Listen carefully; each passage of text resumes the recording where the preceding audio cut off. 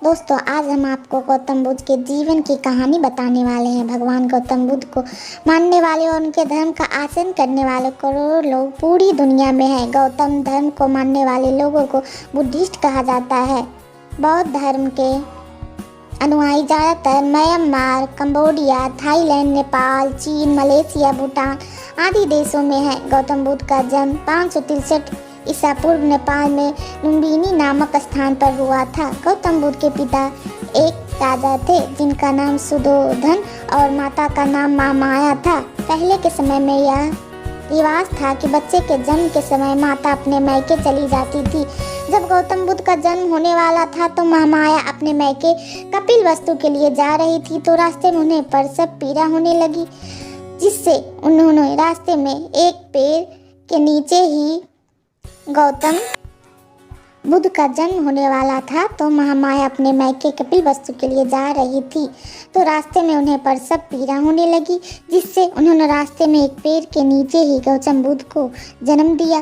गौतम बुद्ध के जन्म के 7 दिन बाद ही गौतम बुद्ध की माता की मृत्यु हो गई। इसके बाद गौतम बुद्ध को राजा सुधोधन के पास लाया गया। राजा सुधोधन ने बहुत से ब्राह्मणों को गौतम बुद्ध के नामकरण के लिए बुलाया। उन्होंने गौतम बुद्ध का बचपन का नाम सिद्धार्थ गौतम रखा।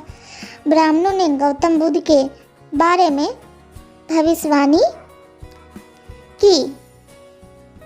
गौतम बुद्ध बड़े होकर या तो एक महान राजा बनेंगे या फिर एक महान साधु बनेंगे। राजा सुधोधन गौतम बुद्ध को एक महान राजा बनाना चाहते थे।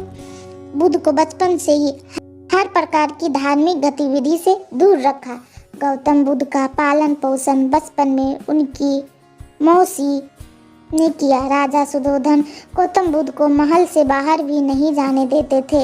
उन्होंने बुद्ध की शिक्षा को व्यवस्था महल के अंदर ही कर रखी थी, लेकिन गौतम बुद्ध का बचपन से ही बहुत ही दयालु स्वभाव के थे। वह किसी का दुख नहीं देख सकते थे।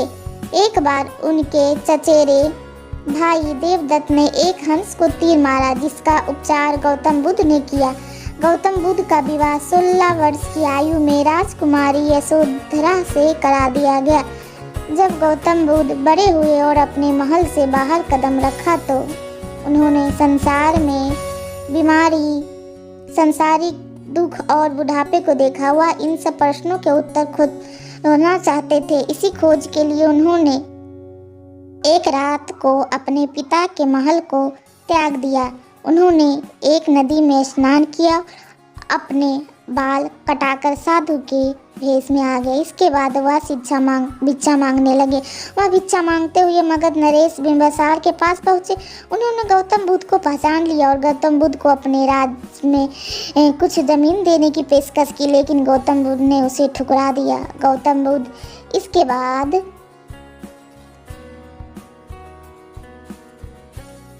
वहाँ से चल पड़े। बुद्ध ने बाद में योगा और ध्यान की शिक्षा ली, जिसका अभ्यास वह करते रहे। कुछ सालों के बाद वह बोध गया पहुँचे।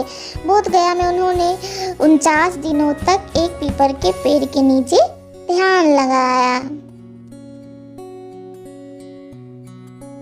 जिसके बाद उन्हें दिव्य ज्ञान की प्राप्ति हुई। उस समय गौतम बुद्ध की आयु 30 वर्ष थी, जिसके बाद उन्होंने 80 वर्ष की आयु तक घूम घूम कर अपने संदेश लोगों तक पहुंचाया और लोगों की मदद की। गौतम बुद्ध की मृत्यु कुशीनगर में हुई। उनकी मृत्यु के पश्चात आज भी उनके संदेश बौद्ध धर्म के रूप में जाने जाते हैं। आप लोगों को ये कहानियाँ पसंद आई तो लाइक शेयर